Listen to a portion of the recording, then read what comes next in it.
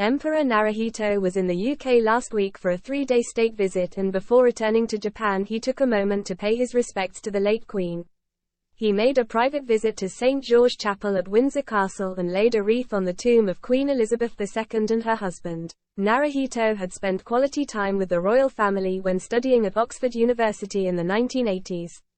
It was Queen Elizabeth II who invited the young prince to come spend time with the royal family at Balmoral Castle, and that's where he got to know the then Prince Charles, and the two bonded over fly fishing. Naruhito said during a speech, "I visited the tomb to express my deep gratitude for everything they did for me." We spoke to Rafe Hadel Manku, royal expert and commentator, who said of the moment, "The most poignant moment was the Emperor's private visit to St. George Chapel, Windsor, to lay a wreath on the tomb of the late Queen."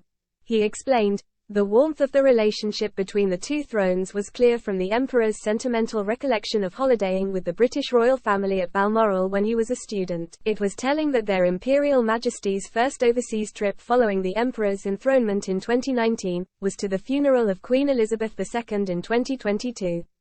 Emperor Naruhito's visit to St. George came after the state visit and all of the official scheduled events were completed. We asked Mr. Hadel Manku about the state visit, which he considered a triumph, and well worth the wait. The Emperor and Empress were originally scheduled to visit in 2020, but it had to be postponed due to COVID. It's not just the two families who share a close bond, but the nations themselves, according to Mr. Hadel Manku.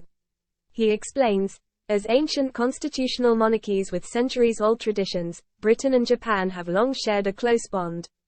He added, more broadly, there are many similarities between the British and Japanese people too, with both peoples having great respect for each other. Given the clear Anglophilia of the Emperor and Empress, and the fact that they both went to Oxford University, this is possibly a golden age for Anglo-Japanese relations.